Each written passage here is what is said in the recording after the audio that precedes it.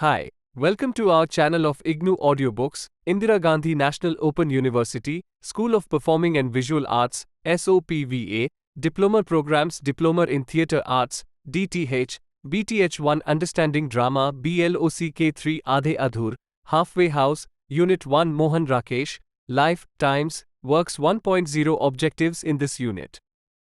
You will read about the Hindi playwright Mohan Rakesh's biographical details with particular reference to his education and writing career. Equally importantly, you will also have a view of the times in which Mohan Rakesh lived and wrote. All these, in fact, are inseparably linked. 1.1 Introduction. We should keep in mind that the surroundings of a writer play an important role in her growth and development.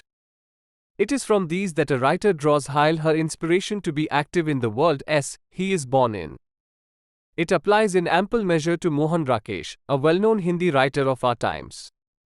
Initially, he lived in colonial India and was witness to the policies of British administration that rarely, if at all, saw our country's issues with sympathy, its sole purpose being to control and utilize our resources for furtherance of England's interests. Rakesh also watched with alert attention the growth and evolution of India's national movement under the inspiring leadership of Gandhi. Rakesh's own understanding of the contemporary period is reflected in his early short stories where he presents characters and happenings with great sensitivity. His later stories, novels and plays continue this creative involvement with gusto. His writing was marked by a rare integrity and courage on the strength of which he won appreciation and wide acclaim. 1.2 Early life. Mohan Rakesh was born in an educated middle-class family in Jalandhar, Punjab in 1925. He got his early schooling in the atmosphere of the famous Arya Samaj ethos. He learnt Hindi and Sanskrit simultaneously and became proficient in both languages. This brought him in touch with contemporary literature as well as classical Sanskrit texts that sharpened his intellect. His love for languages that would stand him in good stead later in life began with this early schooling. Equally significantly, the Arya Samaj movement gave him the required passion to pursue knowledge and look at things in rational terms. This also kept him free from that sentimentality which worked as a wall between social happenings and an individual's discerning eye. The peculiar sense of identity that Rakesh came to be known for in due course was forged in the 1920s and 30s. He was also benefited by Jalandhar's closeness to Lahore, the educational and cultural center of North India. 1.3 The importance of Arya Samaj. In early 20th century, Arya Samaj swore by social reform and aimed to bring about radical change in the outlook of the people. It was a major ideological presence in the Punjab of the day and ran schools and colleges in many towns of the province, notable among them being Lahore, Amritsar and Jalandhar. Education was an important means through which the mental horizon of the common masses could be widened and they were drawn into the process of understanding and changing their surroundings. This reform movement encouraged discussion among educated sections about religious and social issues, and a large number of Arya Samaj activists went about preaching tile ideals and principles of Swami Dayanand Saraswati. Its founder. Tirelessly, the preachers went from towns to villages and addressed gatherings. The main target of these preachers was the ritualistic orthodox Hindu Sanatan Dharma that promoted idol worship and observance of rules laid down by Brahman priests in the temples. Activities of the Arya Samaj were taken as an affront by the followers of the orthodox Hindu religion, and exchanges between the two resulted in violent clashes in many a case. The attack on rituals and idol worship had the potential to grow as a threat to the age-old wisdom of the powerful group of Brahmins. Arya Samaj, on the other hand, took its inspiration from the original teachings in the Vedas that, according to the adherents of this movement, stood for truth and knowledge that any individual, man or woman, could grasp. The seminal book of Arya Samaj was Satyartha Prakash, The Light of Truth and Meaning, written by Swami Dayanand. Obviously, Mohan Rakesh would absorb the intellectual values of such a social movement and look at his world critically. This critical outlook became an essential ingredient of Rakesh's mental makeup. It has been said, however, that Arya Samaj was not the same in the 1930s, the time of Rakesh's adolescence and mental growth, what it had been initially, in the late 19th and early 20th century. Intact, the formative years of Mohan Rakesh, the 1930s bore influences of a totally different kind. This new era was marked by nationalist politics and socialist ideals. In the realm of ideology, too, a strong sense of materialism and atheism had set in. On reading Mohan Rakesh's major writings, we realize that the writer's focus is clearly on what he perceives around himself, the seemingly innocuous and ordinary developments in society. Still, these developments turn into his writings quite engaging and serious details that disturb and shock the reader. Thus, we are struck by sudden emergence of a phenomenon in the text that takes us deeply into the socio-economic scene of the times. 1.4 Emergence of new issues in independent India. As a writer, Mohan Rakesh belongs to the post-independence period when the country had entered a phase of what is known as nation-building after the era of subjugation to British colonial rule had ended. During the 1950s, India was witness to adoption and implementation of progressive economic policies of constructing a strong industrial base. This went hand in hand with a constitutional system of governance based on free and fair elections. Till the 1940s, Indian people had been familiar only with instructions and orders from above, a euphemism for the privileged few who controlled India's socio-political life. Largely, these constituted the landed gentry and small-time rajas who had enjoyed protection and patronage of the British till 1947. Independence came to India's millions in the name of equality between man and woman who would be a significant part of social collectivity. Vague plans were drawn up to open schools and colleges where education would be provided to the men and women of the country to integrate them into the social system as responsible citizens.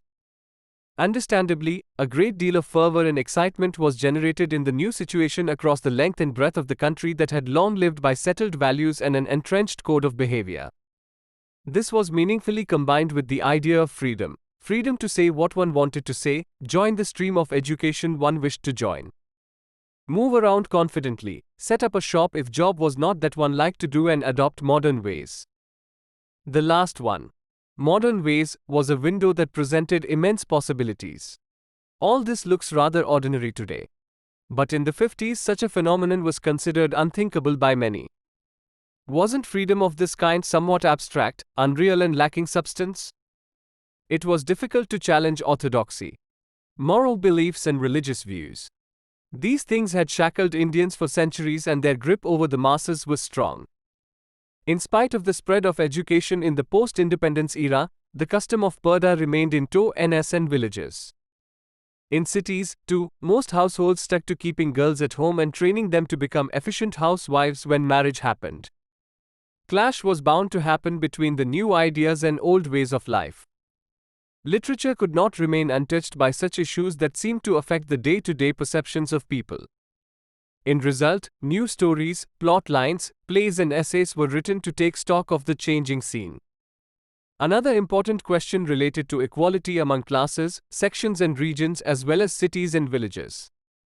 The question of gender equality also loomed large. These issues were raised by the nationalist leaders in the first half of the 20th century also, but in the changed scenario their meaning had changed.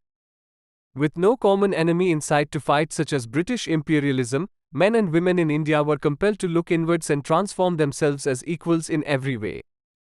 Whereas the fight between high and low, rich and poor, men and women was of a political nature earlier, in the 50s it had turned socio-cultural. 1.5 Literary writing in the 1950s. The 1950s had their peculiar impact on literature also. It was now supposed to shed its activist trait and become reflective. More and more writers came to believe that ideas were the domain of social sciences, not literature, and that writers had to stop preaching the right and desirable things. Writers of the old school were asked to rethink their earlier stand and accept the new reality. The word "new" became a slogan, a guiding principle and a motto. There is no wonder that in the manner of new criticism in Western Europe and America, Indian literature too began using such terms as new writing, new poetry, new short story, new novel, etc. With the passage of time, antagonism between the new and the old became so pronounced that the contending sides refused to discuss cultural literary matters patiently and democratically. In the backdrop of these debates and differences stood the silent upheaval that affected the foundations of existence in India. Policies of progress and development that the Indian government adopted and implemented in the 1950s touched villages and small towns as never before. Jobs in the cities attracted people from far and wide who would now live in different surroundings and cope with unfamiliar pressures. Most men came alone from their places to take jobs as their wives and children remained behind. They also had to compromise on the caste-related rituals and travel in buses and trains with unknown people. How could one be sure that the person sitting next to him was of a lower or upper caste? Women, too, had to partially shed purdah so that they could move around with ease. Stray cases of women joining office or school jobs brought them on a par with male clerks and teachers and created independent space of interaction. Still further, the employed woman became a threat not just to her mother-in-law at home but also to her husband. The employed woman was no longer the dependent of the male or males. It was a mixed blessing. The woman with regular earning boosted the economic status of the family, and yet her ability to be on her own changed the power equation in the family and neighborhood. 1.6 Rise of the middle class. The silent upheaval in the wake of rise of the middle class pressed ever so persistently against deep social prejudices, with bitterness being the result in the general environment.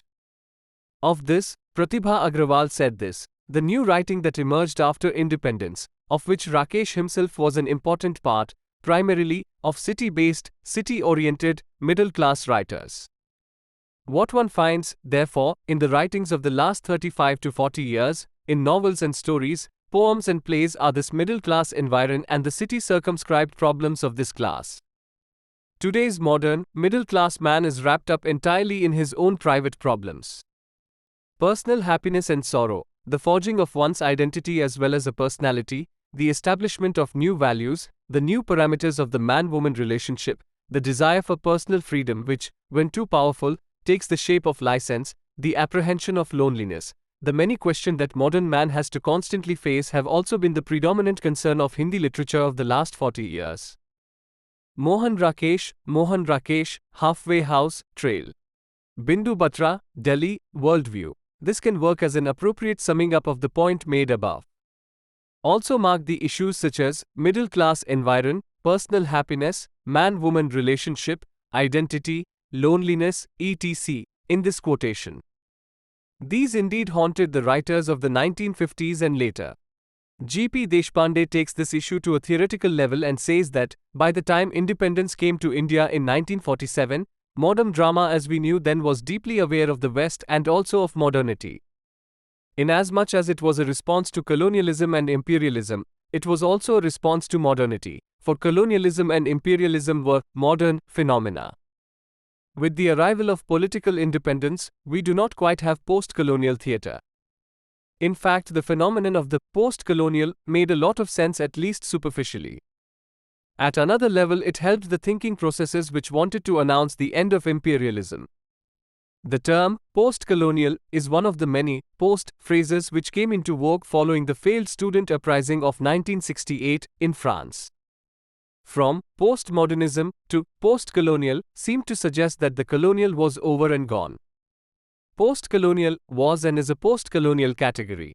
What Deshpande suggests here is that struggle in Indian life and ethos had shifted after independence to an ideological plane, and different global interests clashed with one another to sidestep the basic question of redefining India's needs and requirements in an objective manner. Colonial phase had come to an end in the political sense, but there was much that needed to be sorted out. Indian literature had to address questions that came with socio-economic policies adopted by the new regime under a democratic constitutional framework.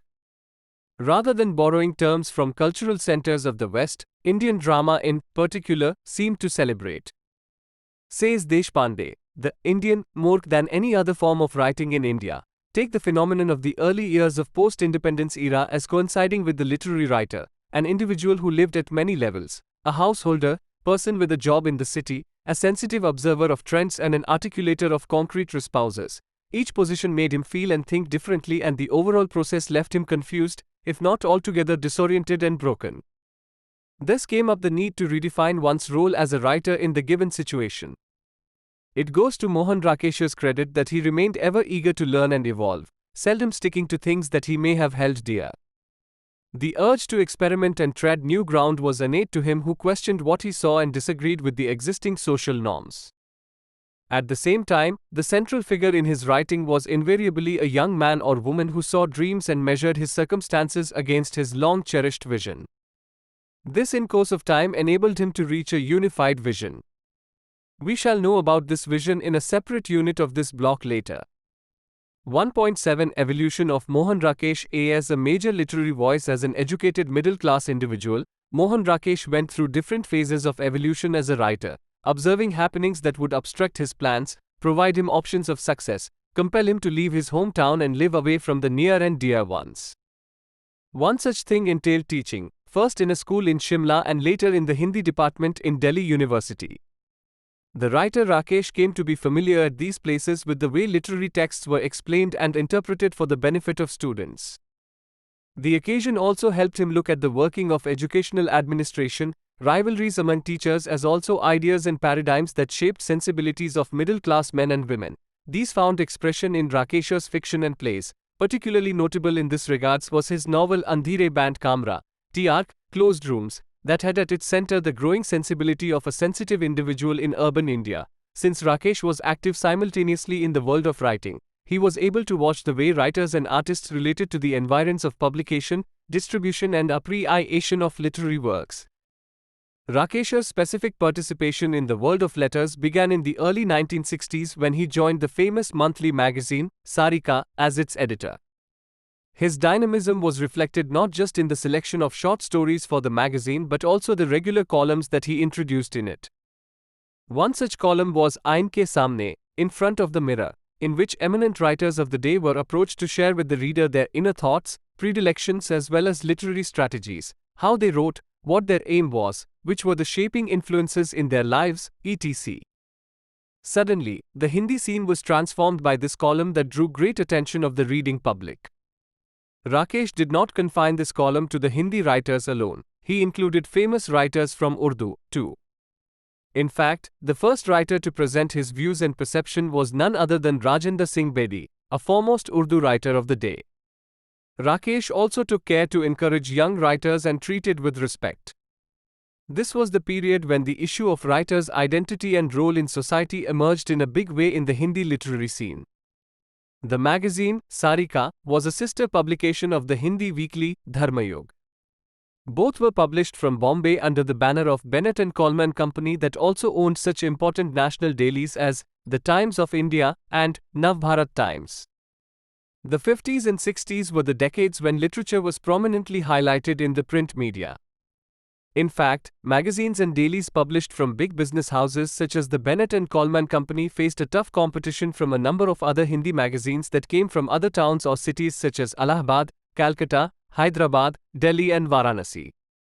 All this is to suggest that the Hindi literary scene of the 50s and 60s in India was extremely vibrant and Rakesh got an opportunity to provide a character to the writing of the period through discussions and debates that he initiated in Sarika. Writers of different age groups and persuasions were given an opportunity to freely air their views and differ with one another.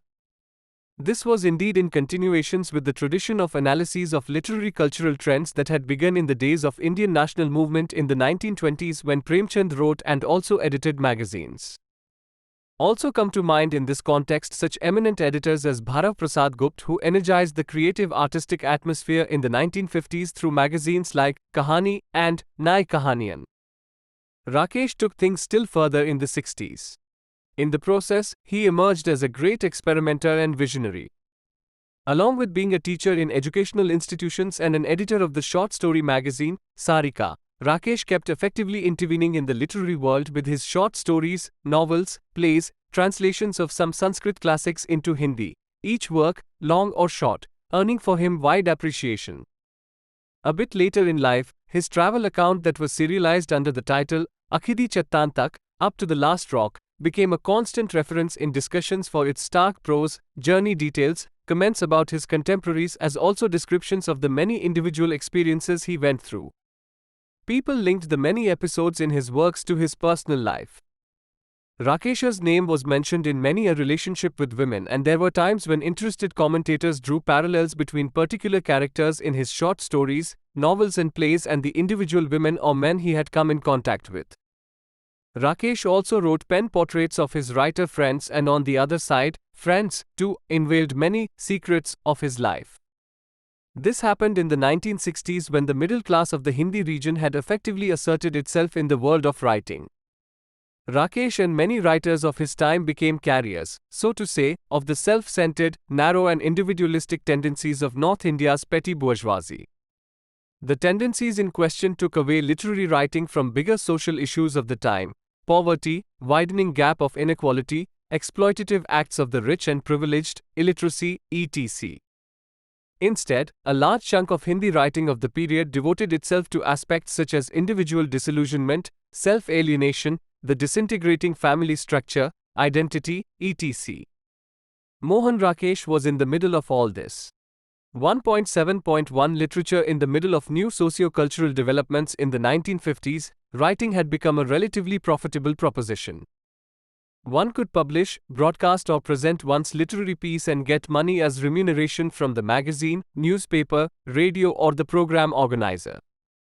If the fame of the writer increased, he or she could win an award from a government or semi-government agency.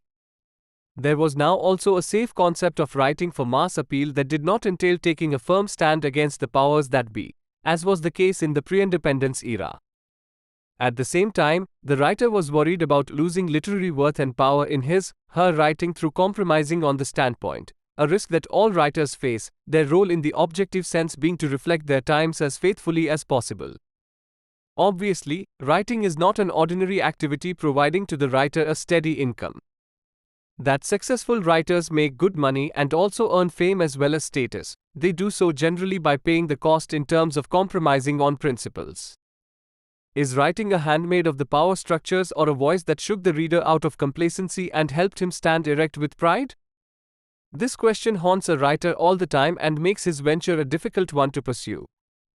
Still, a middle-class writer with a sense of playing safe and at the same time bringing important subjects in his writing indirectly can be a portrayer of the existing reality to some extent.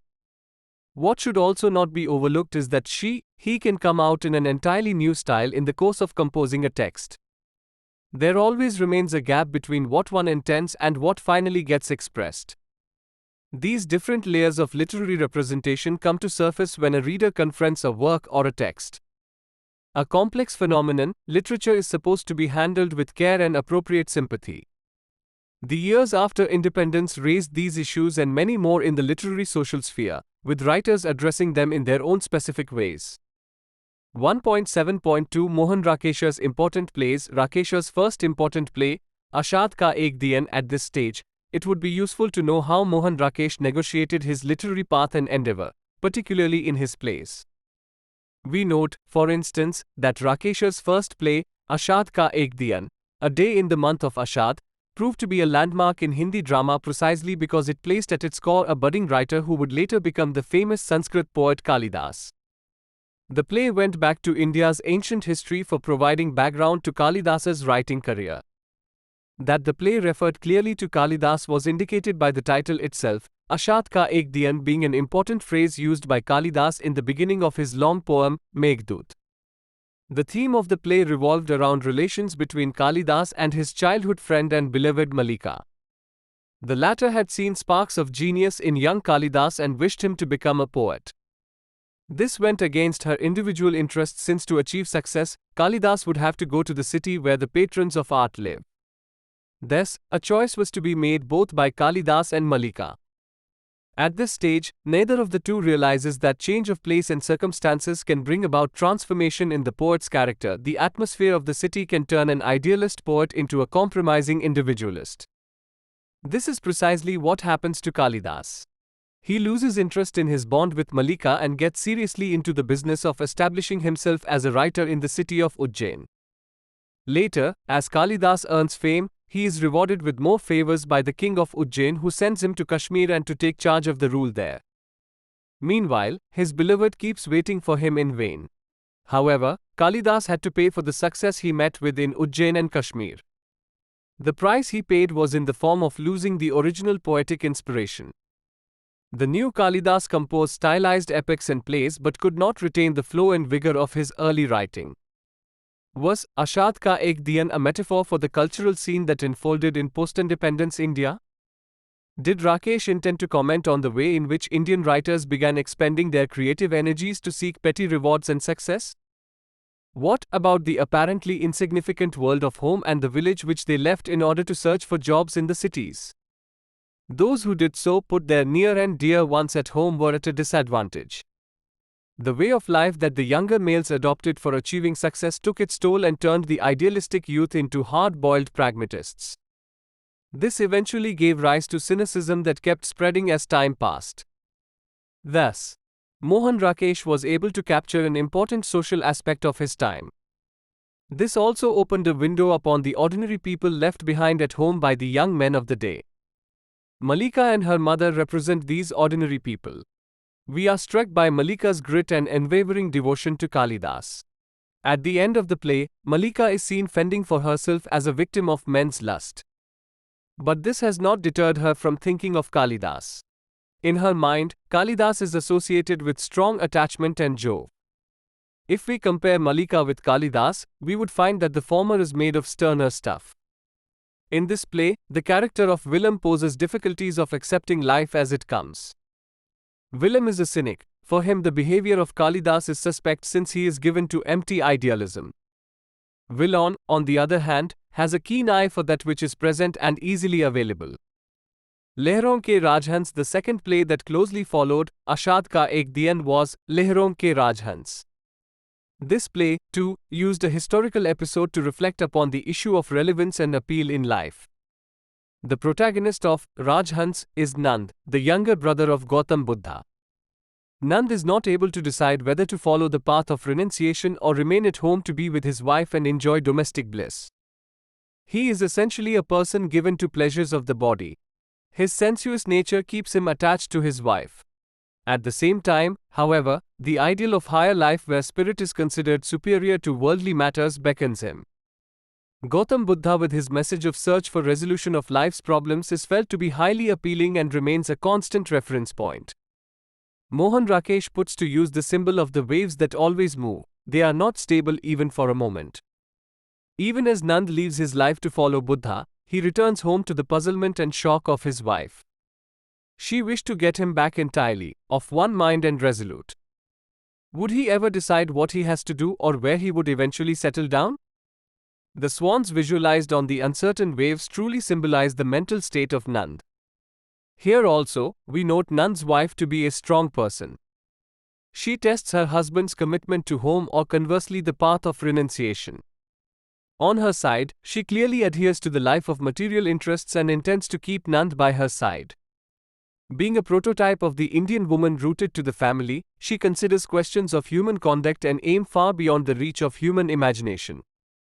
She believes in those real and concrete aspects that characterize day-to-day dealings in society.